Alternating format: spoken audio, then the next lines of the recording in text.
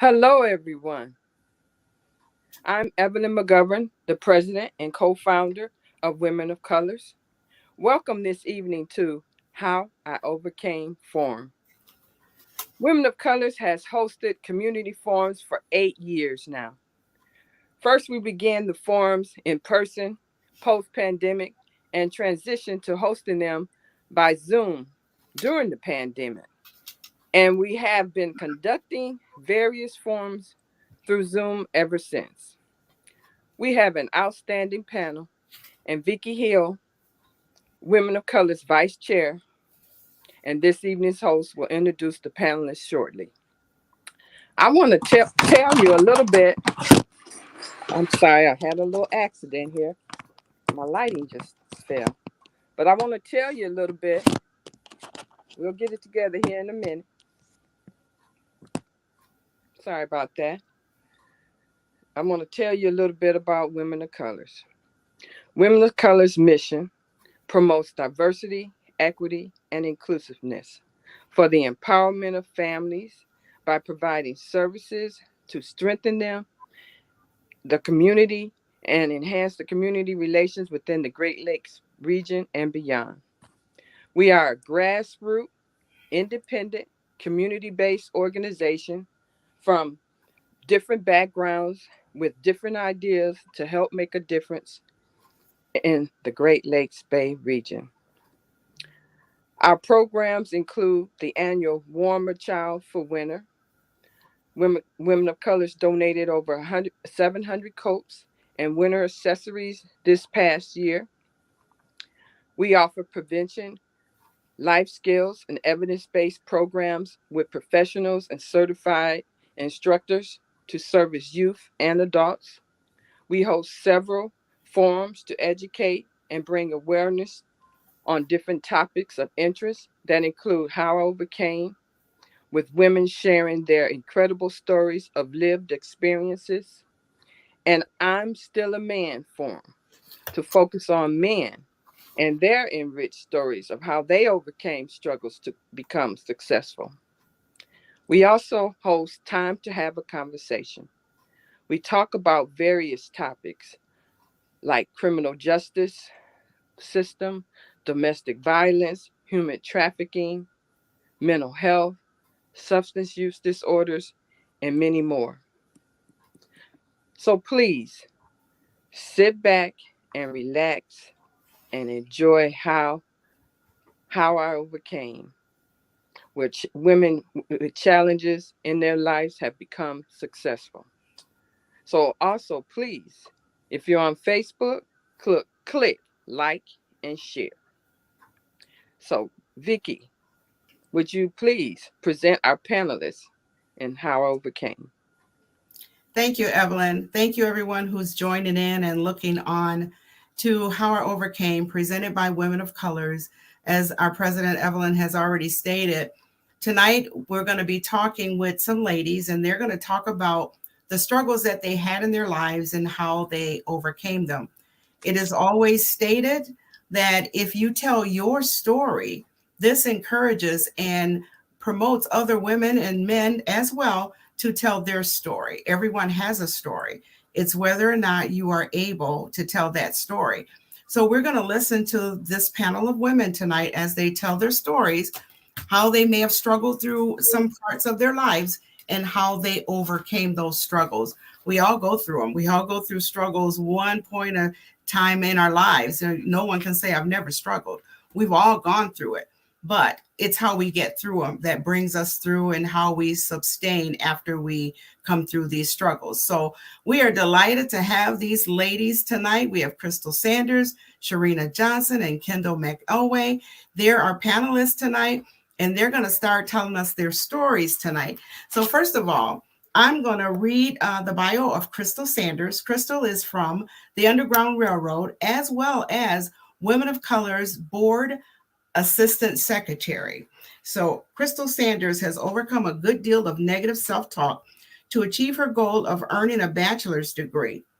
As one who struggled academically in high school while married and raising 4 children, Crystal attended Delta College and Saginaw Valley State University as a non-traditional student, meaning she was older than most of the traditional students and managed a 3.5 grade point average. Go, Crystal. Crystal majored in psychology as well as she knew she wanted to pursue a career in human and social services. Whether others tell you or tell you yourself you cannot achieve a dream or goal, don't believe it. God has destined you for more. Starting in her youth, Crystal advocates for others. She is a volunteer coordinator at the Underground Railroad, frequently educates others on the programs and services, the agency and others, and speak up in support of survivors. The best way to support others is to believe, validate, and support them. Welcome, Crystal. Thank you, Vicki. Thank you for having me this evening. The first thing that I want to say, based on the introduction that Vicki just shared, is what happens to us, we don't have a lot of control over. But how we respond to what happens to us, that is what we have a responsibility to. That's what we can control. And so I'm going to share, starting from in my childhood, some patterns that I developed that really I am the only one that's responsible for them, regardless of whether, my parents were good parents or bad parents, or regardless of whether in my marriage I've had struggles, regardless of whether the fault lied with my husband or myself, or regardless of issues that, I had as a parent with my children. We are here to guide, direct, lead, our children, hopefully, along life's path so that they make wiser decisions. But sometimes we as parents don't always make the right decisions. So I'm going to get into a little bit of when some of my struggles started and some of the struggles that have seen me through life, and then even some that I still deal with, but how I, with the grace of God, have been able to overcome. So I was the firstborn, only female. I had two younger brothers. And from the earliest time that I can remember, I always wanted to be the best at whatever was done, whatever task was taken on. So at a very young age, I was, taught to do chores and taught to do laundry. I remember a friend coming over about in the 5th grade, and I'm putting laundry in the laundry machine and taking stuff out of the washer and put it in the dryer. And she looked at me like, I wouldn't even know how to turn either one of those on. But I was, doing laundry, I was cleaning. And so at a very young age, when my brothers and I were assigned tasks to do around the house, oh my, no. Once mom and dad were out of the picture, doing their thing, whatever, I booted the boys outside to play. And I did the chores for all of us because they just did not do it to my standards. Good or bad, that's just how this kind of sensing that I needed to be perfect started. And it doesn't, it leads to some problems when you think this way. So at about the same age, and this is all like around 11 years old, around the same age, even though I had been raised in church, my mom played the piano, the organ, sang in the choir. I went to Sunday school. I was in church nearly every week. I went to a revival service on a Wednesday evening with a good friend. And during that service, I heard very plainly and clearly the message of salvation, my being a sinner and my need for Jesus. And I remember at that young age going forward. Well, you think, oh, I'm a Christian. Everything's going to be great now. No issues, no problems. Well, that is not the case. And I wish I could tell you living out my Christian faith as a teen was a piece of cake, but it wasn't. It was met with a lot of challenges. And I fear that far too often I let myself lead me. I let the enemy lead me. I didn't let Christ and his spirit lead me. So I made some really, really sad, sorry decisions. But as a Christian, I battled with, and maybe some of you that are listening or viewing tonight can say the same thing. I'm a Christian. Why can't I say no to these things? Why do I keep making these same choices, finding myself in these same situations? Why? The why, the why, and then the other thing I found happening is I began to verbally battle with the Lord. God, I can't do this. I can't live in the manner you want me to live. I can't seem to make the right choices. That just brought guilt and shame. And it was like, God, leave me alone. But I want you to hear something in what I'm saying. God never stopped calling me back to himself. Otherwise, there would not have been a verbal battle. There wouldn't have been anything in me saying that what I'm doing is wrong and that, just go on living any old way I want to live. God, by his spirit, was still working in me, still drawing, still, until finally, due to him leading people across my path and bringing them into my life through my teens and into my early 20s, I finally heeded God's voice and I came back to him. Was everything perfect and right after that? No. So I entered a marriage. I will be married 40 years this May. And my marriage to my husband hasn't been without struggles. And the thing of it is, as I said right in the very beginning, what happens to us, we have some responsibility as far as how we respond and so on and so forth. But what we do, we are really held responsible for. So as a wife, again, I brought that, I want to be the best. I want to be the best wife as a Christian. Then children started to be involved. So I want to be the best at being a parent. Well, when you set yourself up to be the best, you don't really leave room for God to have the best position in your life and be leading as a follower. It's like you want to take the lead because you want to be the best. And then I would make mistakes as a wife. I would make mistakes as a mother. And then what would happen? That guilt and shame would come back. God, why do I continually do what I know not to do?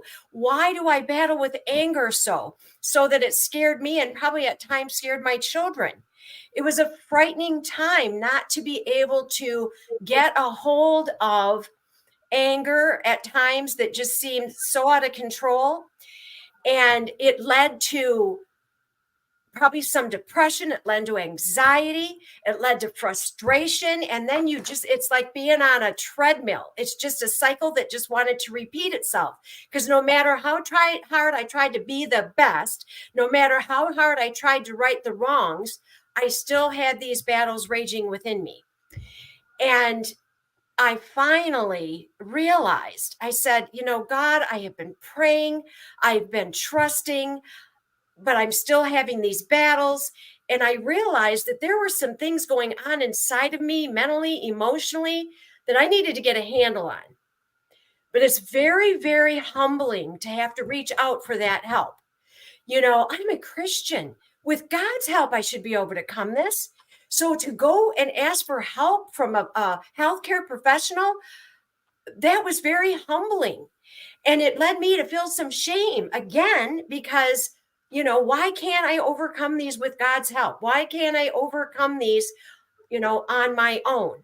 So I went to my physician and she prescribed me some medicines that help me regain balance in my life. So if I can encourage you about anything, it's to remember what happens to you. We don't have a lot of control over that other than how we respond. what we do to others, what we, I guess, yeah, basically what we do, what we say, how we live, that's what we're responsible for. And if you're struggling in a way with how you're reacting to others, how you're treating to others, how you're talking to others, how you're relating to others, when you are setting high expectations for yourself and you're not meeting that, and it's bringing all kinds of frustrations, seeking the help of a healthcare professional, a mental health professional, don't hesitate. Don't hesitate. Don't continue to fight the battle on your own. It was when I humbled myself and sought help, and with the help of a medical professional, I was helped to overcome some very strong internal and external battles that I was facing in my life. So, again, when you are trying to be the best, or you think that as a Christian, I shouldn't have these struggles, I shouldn't have these challenges, remember that we're all human. And, we can't control what others do, whether it's our spouse, whether it's our children, whether it's our family, whether it's our closest friends. The only thing that we have control over is ourselves. And with the help of God and with the help of others, we can help ourselves to be that better self. Maybe not the best, but that better self. So, the work that I do, the work that we do at Underground Railroad, we tell our survivors all the time, it is not your fault. When they come to our agency for help, we're here to meet them where they're at, to help them to overcome. But you know what? We can't do it for them. They have to look within themselves and find that strength and that purpose and that vision of what it looks like outside of that, maybe abusive, difficult situation or whatever. But we also tell them repeatedly, it is not your fault. So again, I just want to, thank you for joining tonight, and just really encourage you, when you find yourself acting in ways that alarm yourself, when you find that others are treating you in a way that though you're not responsible for it, it's really not the way it should be, reach out, get that help that you need to move forward and to be all that God intended for you to be. So thank you so much for your time. If you have questions, you can put them in the chat, or there might even be some times for some question and answers at the end. Thank you so much for listening. Well, thank you, Crystal. I appreciate you telling us your story. And I like the fact that you encourage people to go out and get some help if they need that help. So many times we think we can just do it on our own, right? We think, I'm okay, there's nothing wrong with me. But then if we go out and we can talk to somebody and just be able to actually express ourselves without being afraid to, to be totally transparent is huge. Because sometimes it's really hard. It's really hard to be completely transparent because you're afraid of what other people might think about you, what other people might say, and it holds us back. So I'm very pleased that you are encouraging people to get the help that they need if they need that help. And I liked when you said, well, I'll go back to one portion when you said you did some risky things in your youth, but haven't we all, right? We've all done that as a youth until we learn to do better, right? So you do better. You learn to do better the older you get. A lot of times we do those risky things, and because we're just kind of, immature, we haven't matured up to the level maybe that we should be. I'll put it that way. So yeah, so that's what I went back to when you said that, because we do better. When we know better, we do better, right? That's the saying that we always hear. When we know better, we will do better. So I appreciate your story. And you talked about finding your purpose. God calls us all for a purpose. We have to find that purpose, realize our purpose, and walk therein. Once we find that purpose, then we walk in that purpose, right? So I appreciate your story. It was very good. Can I ask Crystal a question? Sure. Absolutely. So, Crystal, yes, I commend you on sharing your story, and I was just wondering, your family or your parents, did anyone ever recommend you to therapy at some point, or notice anything different about you, or you did all this on your own? Well, I guess, Evelyn, if I'm going to be really transparent, I was able to mask my battles pretty well, especially outside of the home. Others may have saw me as a great wife, a great mother. I was a child care provider for a while and everything. But the battles that were going on inside me, I didn't do so well at masking when I was with my family, with those closest to me. So, our children were probably too young to really say, Mom, you're not acting like yourself. You need to get some help. Okay. And I often, I kind of hid. I hid certain things, I guess, from my husband, tried to maybe protect him, protect myself. And so I think the battle more was just my knowing I'm not behaving in a manner that is me. Mm-hmm. I'm acting in ways that are scaring me, Mm. and I just knew that I couldn't get a handle on it by myself, and I needed to talk to somebody. And if my doctor would have said, you know what, Crystal, I think you need a little bit more than a pill to take once a day, I'm going to send you to somebody. You need to talk to somebody. But that little pill I took made a big difference. And I just finally was able to stop using it. But I'm telling you, it just brought a balance and a peace and calm back into my life. So I just want to encourage, if you need to seek help for situations and circumstances that you just feel within and without are beyond your control, I encourage you to do it. Don't think you have to do it alone or on your own. Please. You You know what? I'm sorry, Evelyn. Go no, ahead. go ahead. No, I'm just. It brought back a memory to me. When you talked about you went to your doctor, it really brought back a memory to me because when my daughter was 13, I think she was around 13, teenagers can be a handful. I put it that way, especially the girls. They can be a real handful. And I remember I also had to go to my doctor and explain to my doctor something is off, something is not right.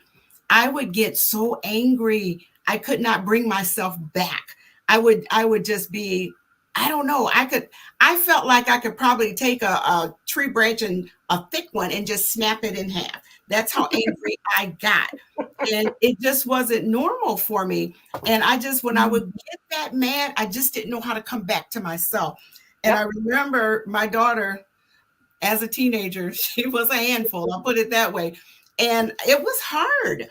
And so I went to my doctor and I did tell my doctor about it. And just like you, and I forget the name of those pills that they gave me at the time, but it was a hormonal imbalance I was going through. It was a hormonal imbalance. And once she did give me that medication, I began to calm down. The anger, so much anger just kind of went away.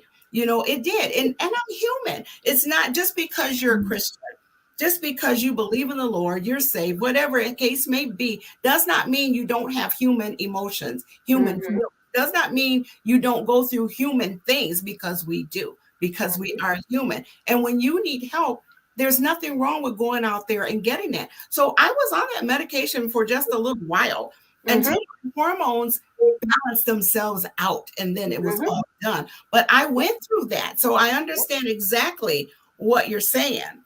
Exactly. And all I Yep. was gonna say too is, the word mask. The courage to share and be transparent about being, masking your feelings, and how many of us women have done that, have masked the way we feel constantly, and it can tear you up inside. I mean, it's just that is powerful. Mhm. Mhm. Take those masks off. Get the help you need. Absolutely. Well, I thank you for sharing your story, Crystal. And like I always say, your story is going to help someone else. You never know what a person is going through until they actually tell you what they're going through. You never know who you're helping until you tell that story, because there are more people that are going through this like you are, or have been going through it, or once went through it. Yeah. It all comes full circle. It really does. Thank you, Crystal. Next, we're going to hear from Miss Sharina Johnson. Sharina was born, raised, and resides in Saginaw, Michigan.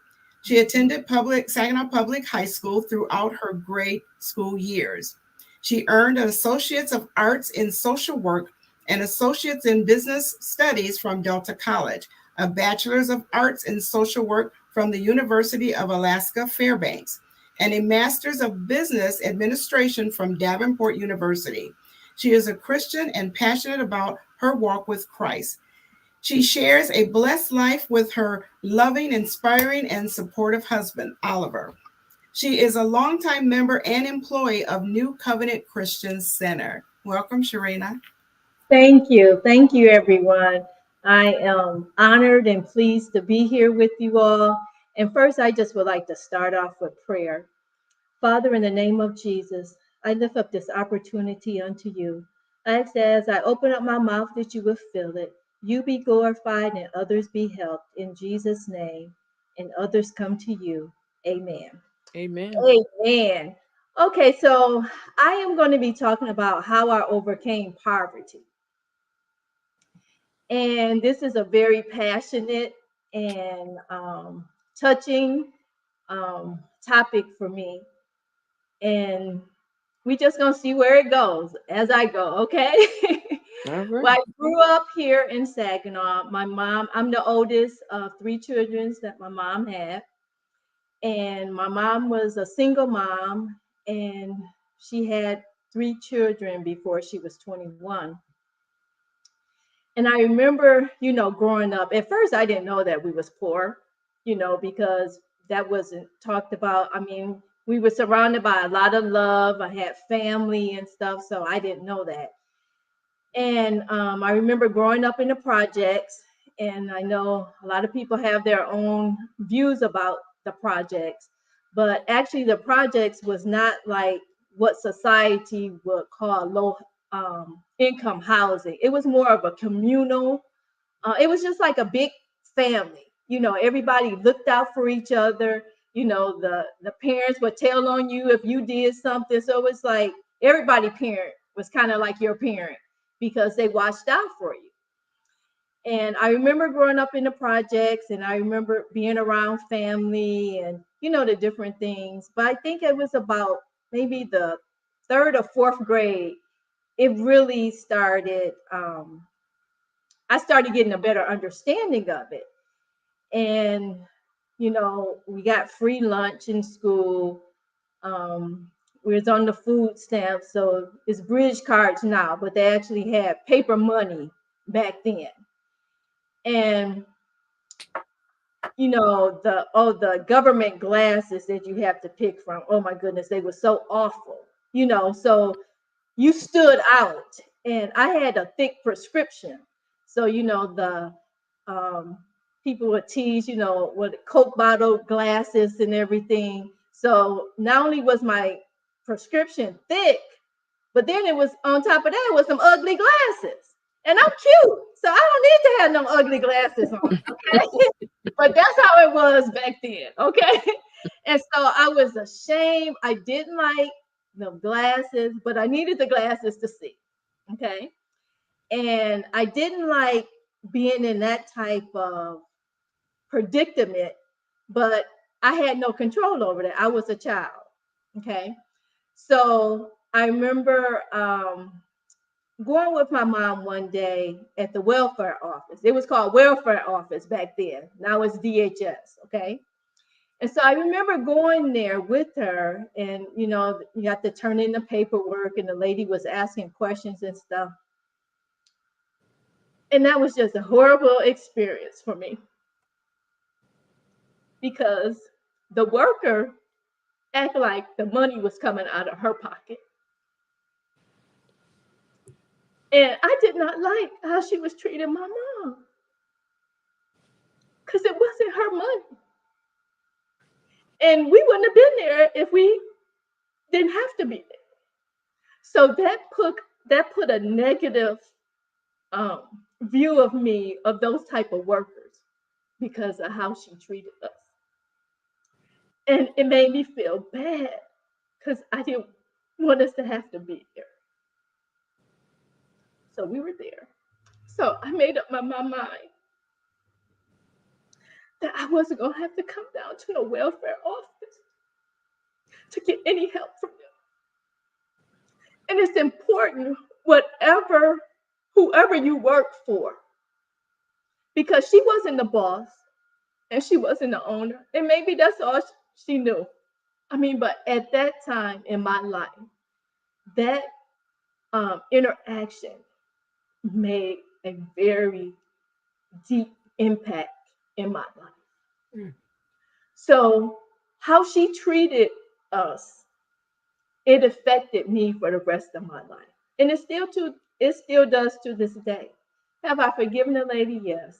I don't know. Maybe she ain't had no training. Maybe she would had a bad day, but that was a bad day to have a bad day when I came up in there with my mom. And so I just hate it. Now, one thing I did like was that cheese, okay?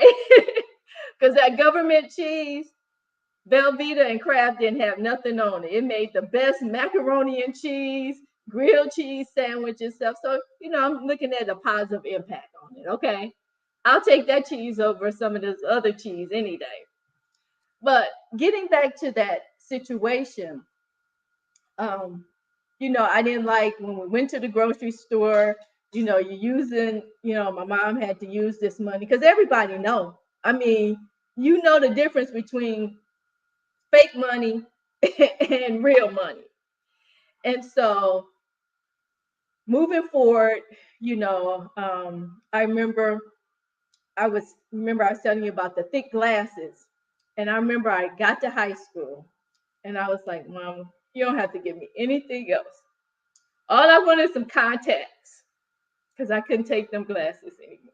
All I wanted is some contacts. I don't want nothing else. Just get me some contacts so I can get out of these thick glasses. So that was my Christmas present. And I'll tell you, I was excited.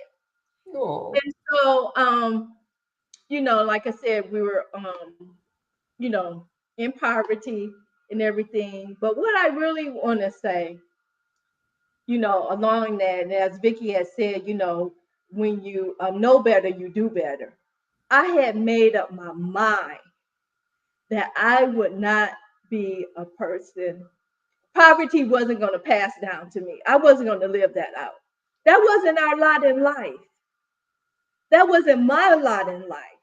And I was determined. I was going to do something about it.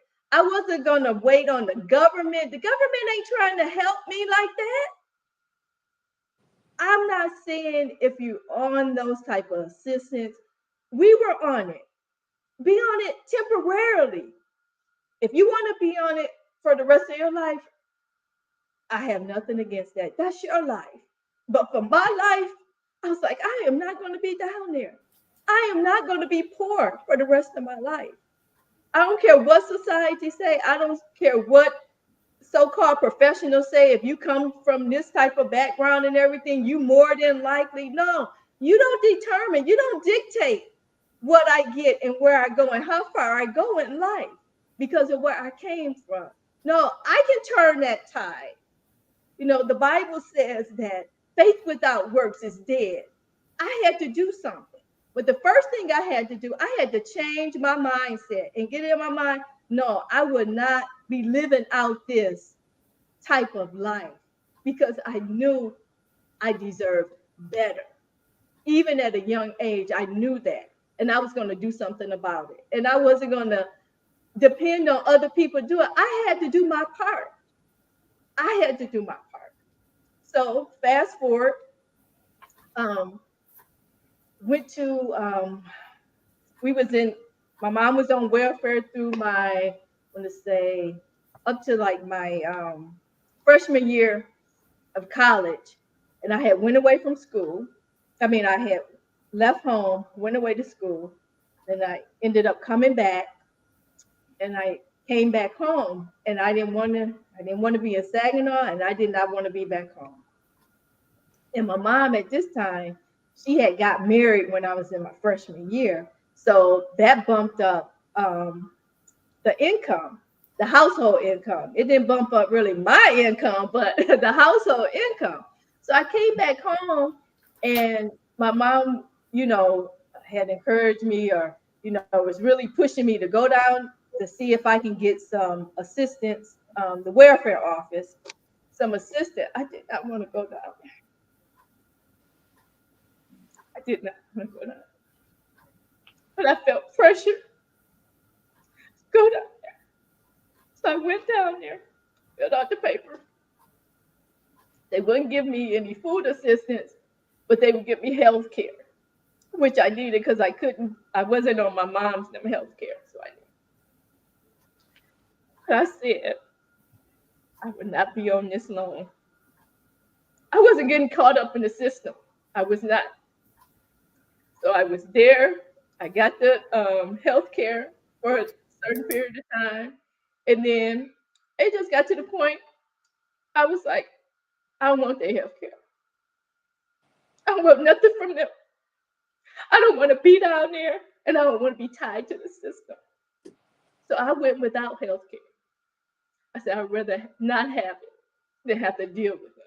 They too nosy. They want to know too much of your business.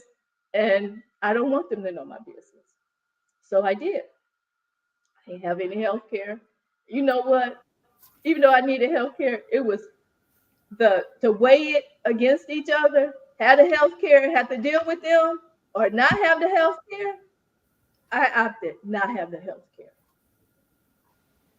And eventually, um, as I worked and everything, and I got um, full-time job and it had health care, I never had to go back down there anymore for myself.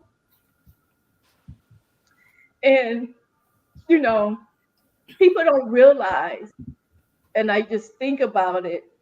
I want to go back to like when you're working for someone else, or I'll just put it like this: if you are the boss, it is so important to make sure your people are trained because they may be the first interaction they have with your business. Absolutely.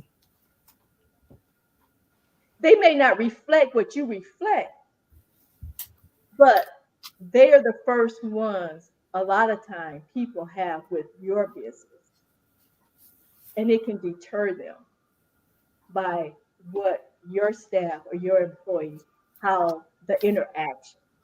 If it's not good customer service, guess what? You would never reap the benefits because a lot of people may not even come back to that establishment or your business, and you have no idea why. But it was because of your employees' interaction with that person. And if they don't tell you, then you will never know. And so um, I was happy that I didn't have to go down to that welfare office anymore. And I still have a negative connotation, for it. Not that everybody is like that, but just how my my experience with it. It could be better now. I don't know. But that just made a lasting, impact in my life. And I want to share that, it's important for us individually to not allow people to dictate what we have, what we can do, how far we can go in life. I chose to go the academic and athletic route. I was like, I am getting out of this situation. I'm going to get myself out of this situation. And no, I didn't do it by myself. It was loving people, encouraging people. I had a lot of encouragement. People, I mean, I can't tell you how many people poured into my life and told me, Sharina, you're going to make something of yourself. And that drove me to make something of myself because I had people pouring into me. And now I can pour into other people and say, you're going to make something of yourself. This may be what you're going through right now. But guess what? It doesn't have to be for the rest of your life. What God did for me, He could do it for you too. But you got to put in the work. It's not anything magical. Just like I remember growing up. um, we had our school clothes and we had our play clothes. And when you go to the store and you go shopping and everything, when it's not your money, you want some of everything, right?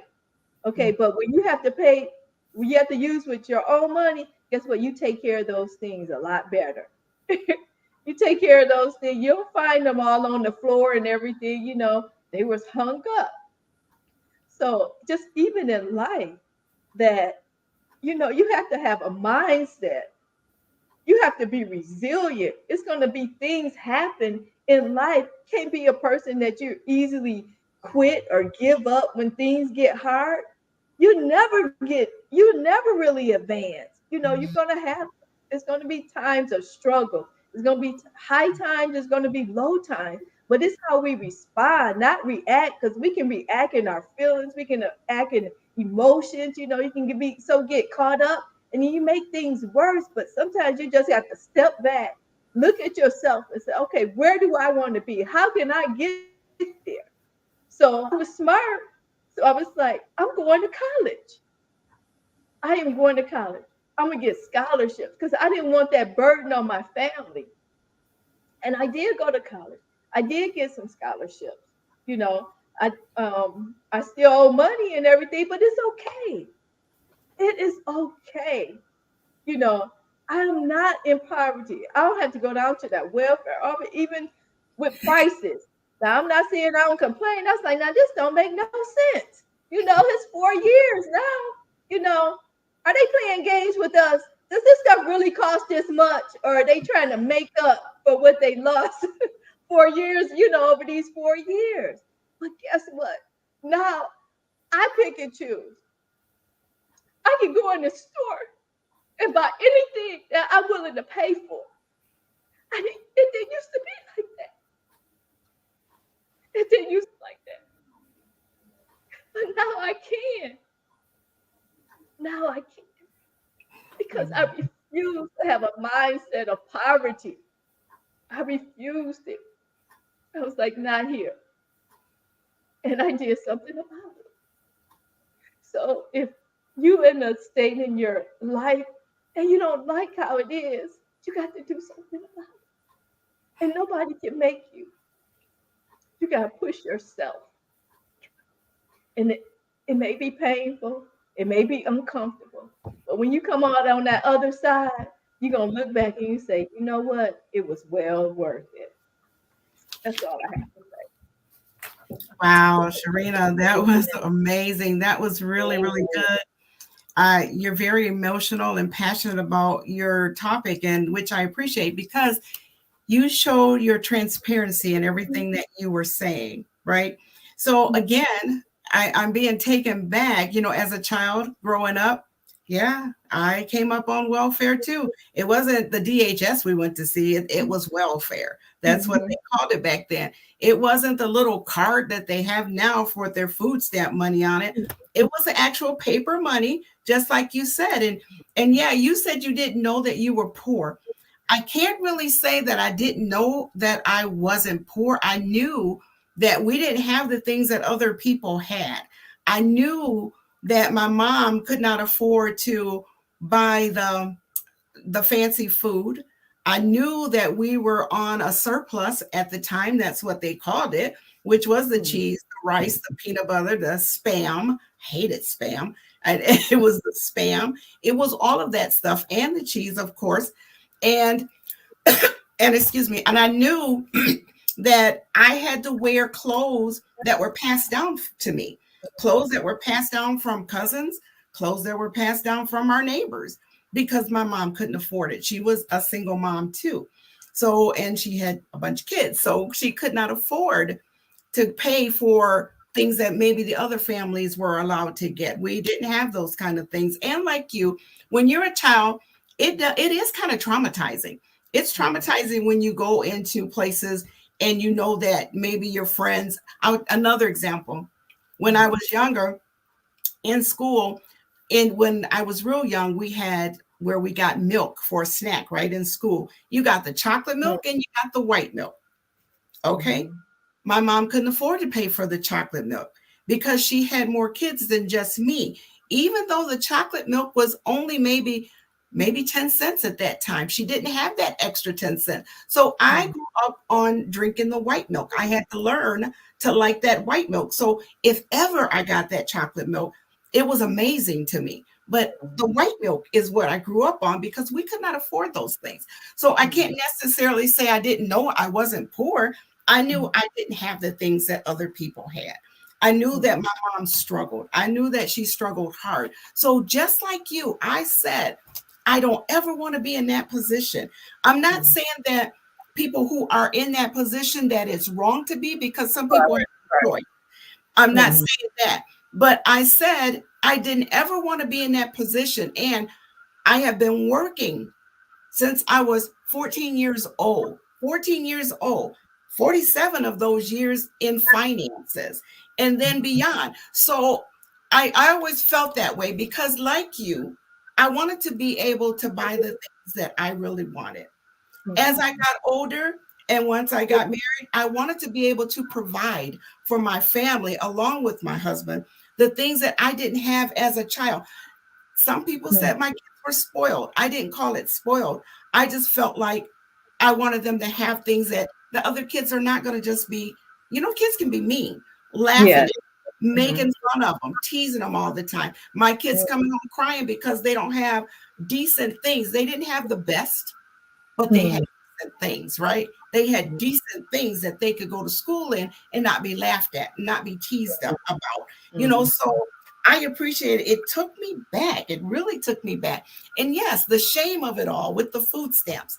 Yeah, I felt shame as well. But it was the only way my mom could provide for us. My mom had a lot of health problems, a lot of other issues going on.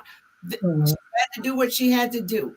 So, like you've already stated, if you don't have to do it, if you have to do it, and you have to do it for a period of time, fine. But don't spend your life on it if you don't have to. If you have to, that's a whole different situation. But if you don't have to, seek other ways of doing things and getting things, Evelyn. Yes, I have a question, as always. Serena, thank you for sharing. Um, question. So it sounds like you had a plan, right? And you started your plan early on, like when you were a teenager. Am I correct? Oh no, I was in elementary when Really? I had that mindset. Yes, I was in elementary. Okay. Okay. So and hopefully you can answer this question. But I was just wondering, did you feel like you would have anxiety of the thought of going to DHS or welfare, as you call it back then? Did it cause you depression or anything because of it?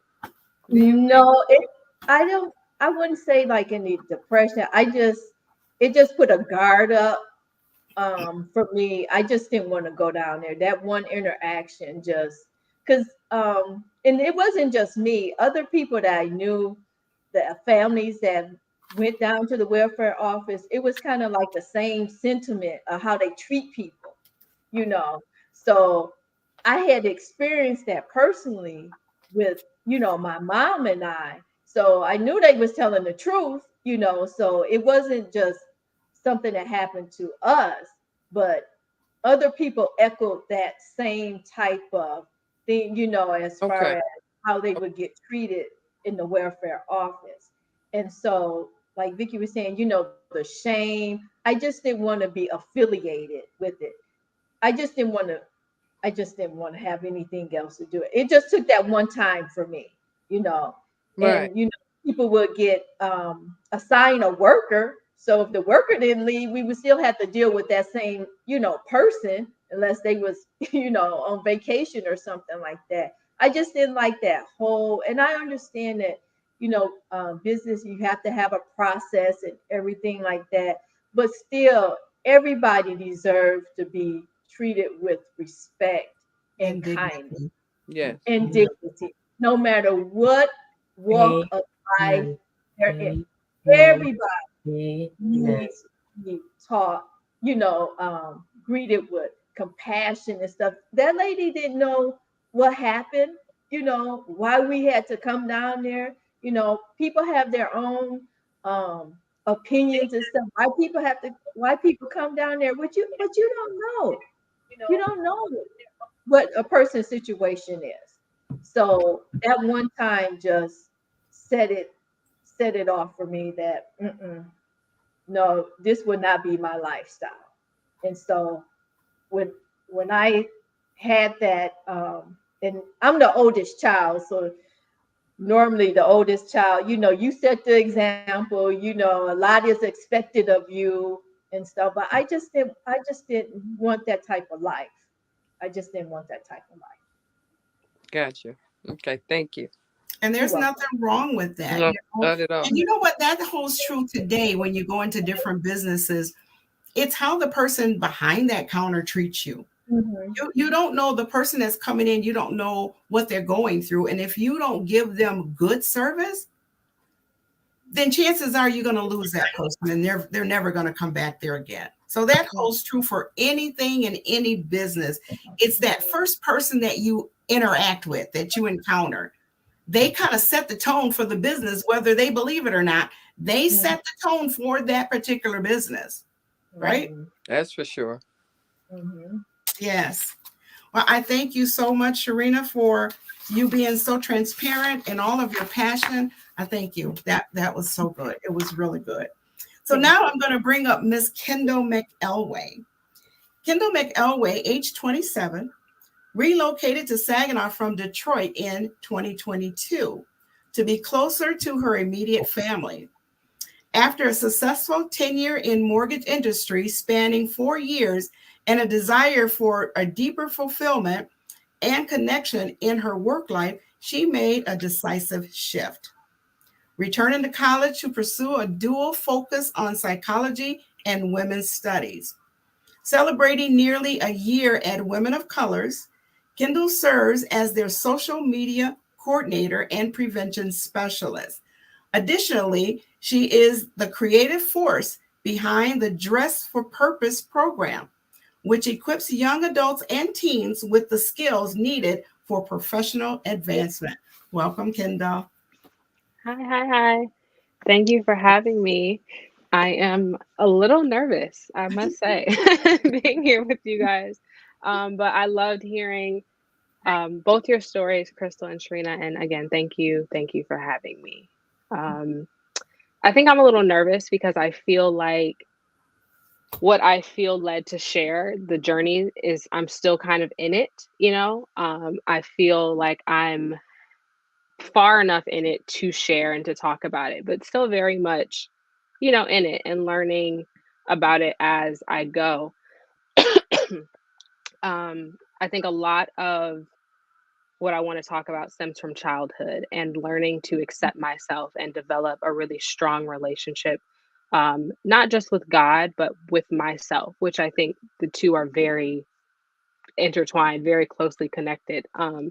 But I think one thing I heard that I have in common with Crystal and Sharina is that we're all oldest children. We're all the oldest daughters.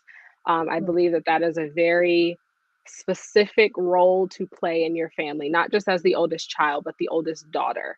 And I know a lot of friends and people that I have in my life also have that experience, and we talk about it often. It's very very specific experience to have.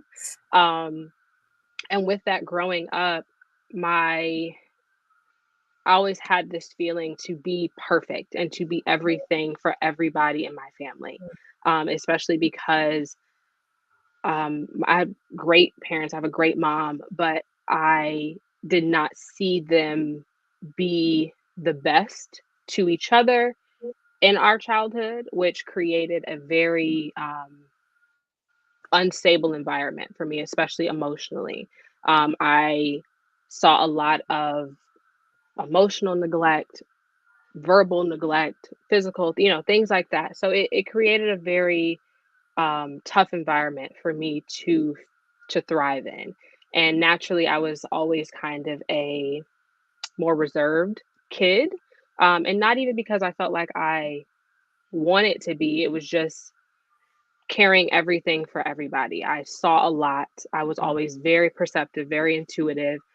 So I knew what was going on, even when people tried to hide things from me and wanted to always be, my mom has always said, like, you were that kid that I never felt like I had to worry about, and now as an adult and through therapy and things, I understand that that was because I didn't want anyone to have to worry about me. It was like one thing I everything else going on in the house. I didn't want me to be another added stressor on anyone. So I just, I held everything in. I took everything for everybody. I just put everything on my back. So um that was something that I think I've come a long way, but still growing out of doing, not trying to take on everything for everyone.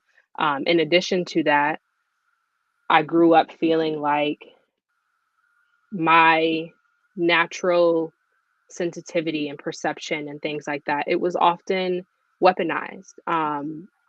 I was always feeling like I was either too much or not enough. When people wanted me to be sensitive, that was most of the time that I felt like I needed to like put my armor on and you know what I mean, just kind of push through and do what needed to be doing, but people wanted me to be sensitive. And then when I was sensitive and I would show my emotions, then that was not the right time for it wasn't convenient for everybody around me for me to do that. So it was always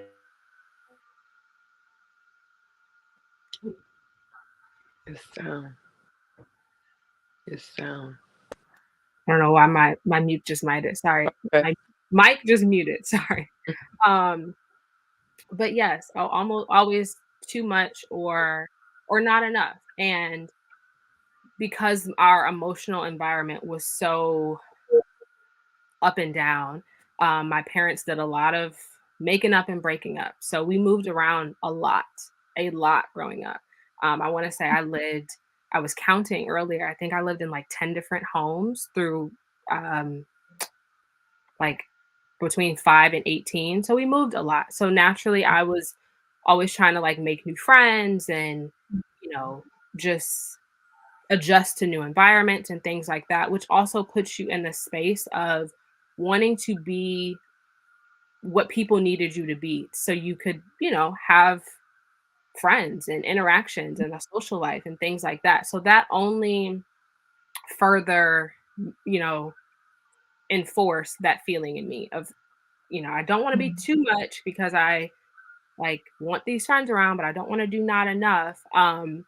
So yeah, that was that was the thing. I went to 3 different high schools. So just to drive that point home, it was a lot. It was a lot going on.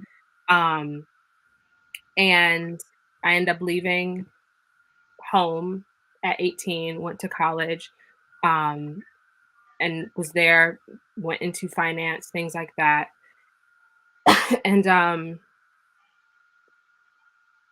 for a while, I was like, okay, I can do this. This is fine. Um, but it never felt like I was truly connected with what I was doing. Never really felt that I was what's the word? I guess fulfilled essentially. But at the same time, that was not something that felt that I should have because I never felt that growing up. I always felt like I needed to do exactly what I needed to do to fit into the box and the expectations that everyone around me had. So my fulfillment, my connection to what I was doing, my sense of purpose, that wasn't a priority because it had never been something that I was used to feeling anyway. Um, and I noticed that in the time of college and things of that sort, um, I was just further and further in these spaces where there was only a really short uh, or small window for me. There was a very small box for me to fit in. Now, one thing I will say about my childhood and that I'm very, very, very thankful for my mother, two things actually. One is that she introduced therapy to us somewhat young. I think I was like 14 when my parents finally divorced. And I say finally because I was very happy about this. Like I was like, please, for us, please, please, just call it off. But she introduced that to us as an idea very young. So I did not go through that sense of having to adjust to the thought of therapy, which I think a lot of people, that is their experience with therapy, that it's something bad, especially if you're Christian, like you shouldn't need outside help and things of that sort. So I'm very blessed to say that she introduced that to me, because I, thought back, and it was in college, and I just couldn't, um, I never felt settled. I was like, something in my spirit, I just feel unhappy. I feel sad. I feel just this anxiety, and I didn't even have the word for it at the time. I just knew I did not feel good in my body. And so I went to our campus therapist, and I started therapy for a while. And a lot of things, of course, from my childhood, as therapy does, comes up, um, about, my need to people please, and to try to be everything for everyone, and how in trying to do that, in trying to be that for everybody, I was the person that I was neglecting the most was myself. And how empty that was leaving me feel, how drained that was leaving me to feel. Um, and the second thing that my mom introduced me to, that I'm very, very thankful for, is I always grew up with a lot of women around, very, very strong, very different, all different, types of women, but women. And I remember her telling me that she didn't grow up with that. And it took her a while to realize that her mother, my grandmother, didn't know everything. She didn't have all the resources for her. But she felt that my grandma had a hard time admitting that she did not know everything. So she did not want me to grow up not having other people, other women that could pour into me in whatever ways she would not have been able to. And with that, I started to notice in my young adulthood, I'm like, I care and love and admire all of them for different reasons. But the women that I really, I'm like, I would like who you are. I admire you. I think you're so strong and brilliant and all these things. They were women that they really knew themselves. They had really deep, fulfilled inner lives, and they prioritized that. They did not, it, and not in a selfish way, but it was about them. They let their life be about them. And of course, again, they were very courteous, very kind, very caring women that took care of their families, and were hard workers and all those things. But they were happy with themselves, and they knew themselves. And I felt like I want to be that way. I want to um, feel proud of myself. I want to feel connected. I want to feel like if no one else in this world has got me, I've got me. And um, Sharina, you said something of don't let others dictate your life. And I felt that in the sense of, again, I'm not going to let anybody else in my life dictate how I feel about me. I can't do that anymore. I don't want to be the person that is running around trying to do so much for other people, that I'm always feeling, A, like I don't have enough left for myself, but B, my opinion of myself, my opinion of how good I am or how not so good I am is reliant on the performance reviews of everyone else. Either you're doing too much or you're not doing enough. I'm like, I can't do this anymore. This is not going to work for me.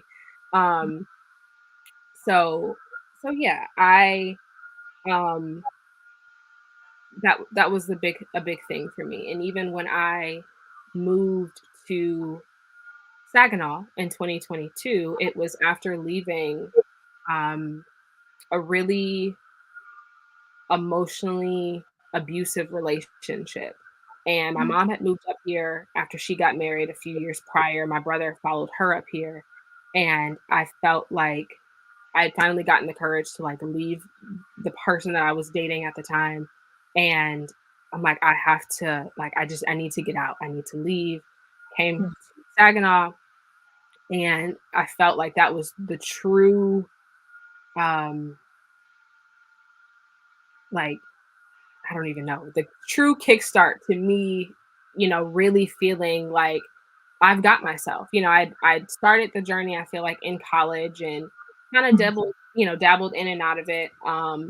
But coming here in 2022 was like a total full reset for me, a time of understanding and knowing, like, um, again, if no one else has you, you have you, and you have to trust yourself. You know who you are. You make sure that you can love on you and stand in your own power and don't let anybody else dictate who you are, and the choices that you make and the decisions that you make.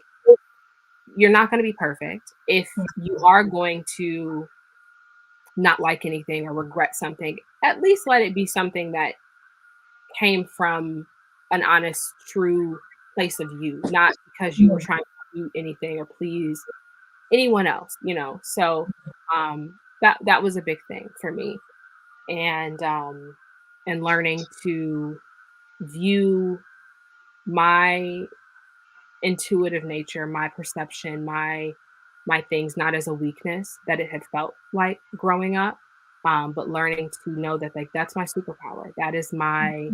Um, that's my position of power, and leaning into that and understanding, um, you know, you don't have to dim that light to be in any space, to fit in any space.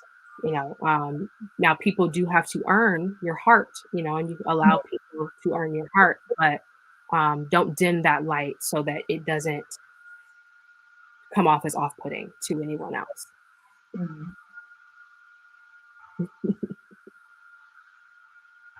Thank you, Kendall. That was a great story. I enjoyed that. I Yeah, it sounds like you went through a lot in your childhood.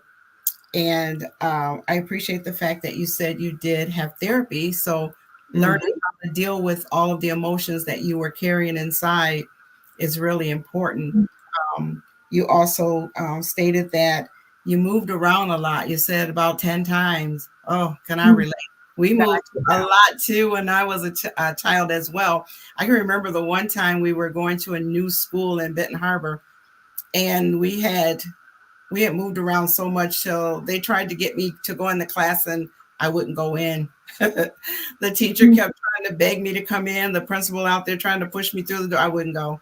I just stayed there crying. I was so embarrassed because we had actually come back to that school like 2 or 3 times already, and I was so embarrassed. As a kid, you get embarrassed really easily, and I couldn't go through. I just didn't want to go through it. Eventually, yeah, I ended up in that class, but I can remember those days.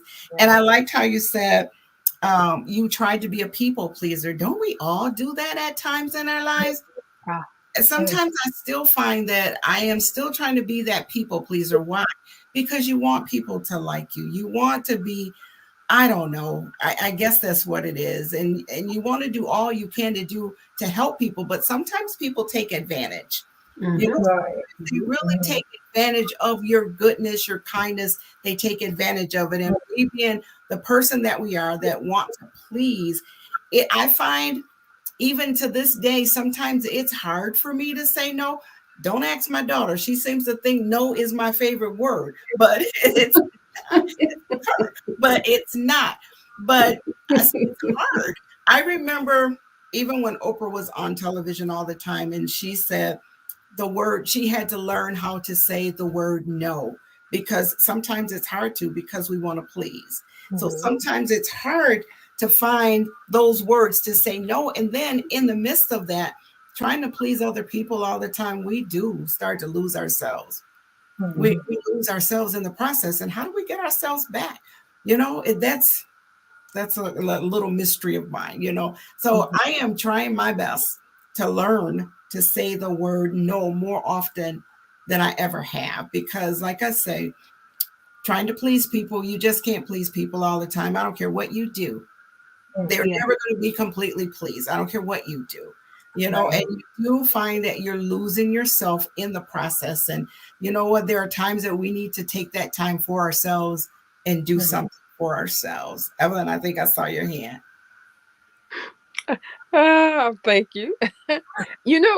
It's we've been knowing Crystal for quite a while now, and Kendall too for a little bit. And you still, this is what's great about telling your stories, because Absolutely. even though you think you know individuals, you still don't know their stories. You don't know what they've been through or going through in life. You do not know. That's Right. why you have to be so careful what you say and how you interact with individuals. Mm-hmm. And Kendall, my question to you is you said you still kind of going through it, but you also were saying that you, and it's you so true, you have to value who you are, you have to know who you are and love on yourself. So you're still struggling, but we all still struggle, and as you put get older, there's going to be new struggles of learning who you are 10 years from now, because you're going to change. Right. We're constantly changing and evolving as individuals as we learn. It's an ongoing battle as far as I'm concerned. Absolutely.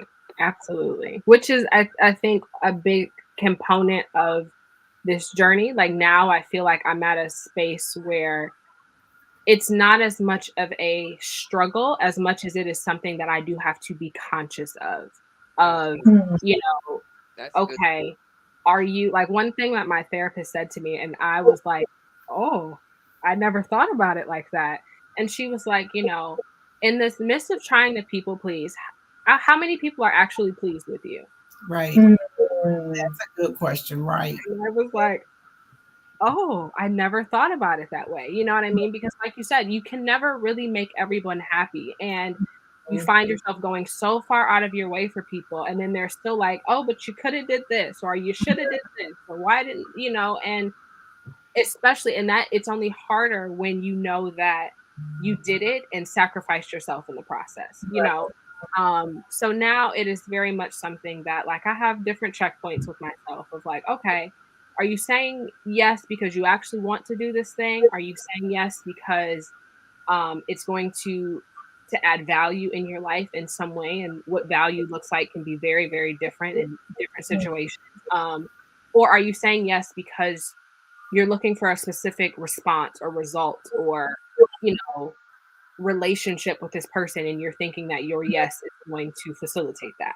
Because, like, let's check in with ourselves. And again, part of that is like, not that I'm saying, be out and like lying to people, but if you're going to be honest with anyone, let it be yourself. Be honest and check in and know what's really going on in your spirit. So that is something that day to day is, I think, more and more becoming, a routine for me, but it's still something I have to be very conscious of just checking in with myself and asking myself, um, whatever questions apply in whatever scenario, to make sure I am not um, going against myself at the end of the day. Yeah. Because no That's one's going to right. have you like you have you. That's right. Hmm. That's so true. That's true. Wow. Because a lot of women, they have to have a man in order to feel like they're somebody of value, and that's the worst thing you can do. Yeah. Which was another part of things for me, um, again, growing up and being able to have a lot of really amazing women in my life, my mom included, my grandma, aunts, everything. Um, a lot of the times when I saw women's lives fall apart, it was at the hands of a man in any regard. So, and I was like, I can't do that. I won't, and to some extent, that's been my own experience. I was blessed that it wasn't so catastrophic, but I've had that experience myself, and I'm like, I, mm-mm, I won't do that. So, me being able to set the baseline of what joy and peace and happiness and fulfillment looks like in my life is very, very important, along this journey that I'm on, so that no one else is able to come in and set that standard for me. It's something that is set on my own. Yeah. Wow. Awesome. Awesome. Well, I enjoyed each one of your stories. I appreciate you sharing your heart with us, and you absolutely did. Every one of you, your stories are just great. And I always say, yeah, no one knows your story like you know your story. No one can tell that story the way that you can tell that story. And always know that you are helping somebody else out there. They may not even tell you, and then again, they may tell you. I've had people come up to me and say, I really liked what you said. That helped me. And that makes you feel really good, because just to know that you are helping somebody out there, and I'm sure that you are. I appreciate everything that you guys said today. Just wonderful. And just keep going in a positive way, just keep moving on. And I really loved it. This was amazing. How I Overcame. That's our title. That's where we talk about our struggles and how we get through them and how we've gotten through them. So I thank you so very much. I'm going to turn it back into the hands of the president. Okay. Well, I just hope that everyone enjoy the stories. And I just want to thank our panelists for sharing and being transparent. Sharina Johnson, Crystal Sanders, Kendall McElway. Also, Alpha Media they always do a great job. Everyone that's been listening on WSGW, WGER, the Moose Station, and WTLZ Kiss 107. I want to thank our sponsors, the Michigan Public Health Institute. I'm sorry, and a special thanks to our Zoom our tech person Dustin, and our Women of Colors Forum Committee and the board of directors, and the members of Women of Colors. And I just hope you have a wonderful evening. And just thank you again for tuning in to How Overcame. Do you want to tell them about anything that might be coming up, Evelyn? Well, I know next month we at the end of April. I believe it's April the 27th. We plan to have another forum for veterans and mental health.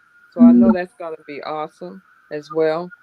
And in May 18th, Women of Colors is planning a women's wellness expo in partnership with Delta College downtown, May 18th. So we hopefully you'll hear more information about that real soon. And so basically that's it. Am I forgetting anything, Vicky? Is that it for right now? Well, you also have an event of your Oh, own, oh which is the Mother You Know. How could you forget? You're right. Because I'm always women of colors. But yes, the Mother You Know essay, 500-word essay contest. And so, well, matter of fact, one reason why I probably did mention it because the essays are due today. But we will be having an event on May 4th to honor the winners of the essays. And they'll be winning cash prizes and other things that day. So it'll be a nice brunch and award ceremony. And what is the real purpose of you doing the Mother You Know? The purpose of the Mother You Know stems from a meeting women of colors had years and years ago, and all the women, it was like 10 women in this meeting, and all the women, when they told the stories about their mothers, they couldn't tell stories about their mothers without crying, except for one mother, one individual. And so it was just so powerful and impactful. It just struck me for years and years until eventually I wrote a book about the Mother You Know, and with 5 authors, including Vicky, and we talked about our experiences growing up and with our mothers and motherhood, and it's about giving hope, forgiveness, and just sharing love. And so that's how this essay contest came about, because I want to it's so important. Mothers are the focus of the universe, and we do so much, and people are hurting. All I can say is people are hurting, and it's from their childhood, because they either missing the love of their mother, or they love their mother so much, and mother has an impact on them that words can't express. And so it's very important that we just help and support our mothers. Amen. Yes, thank you. So, all right. So we have another forum coming up in April, the end of April. It will be the last Friday night in April. We'll be talking with veterans and mental health. So please tune in at that time as well. Then May the 4th is the Mother You Know. That's Evelyn's event herself. It will be held at the Success Academy 1000 Tuscola. So make sure you notate that. And then on May the 18th, it is Women of Colors in Delta College in partnership for the Women Wellness Expo. We've got some great speakers that are going to be on program. It's going to be a great event. It's absolutely free. You don't have to pay anything to get in. So meet us at the downtown Delta Center. It's going to be great. The flyers have been going out already. So, and you will hear more about it. You'll hear the commercials coming up. You'll hear me talking about it on radio. So make sure you join us. We would love to have you, love to see you come out and support Women of Colors. Thank you so very much for tuning in to us tonight. And we were glad to be able to share with you tonight. Thank you and good night. Thank you. Good night. Thank you. Good night.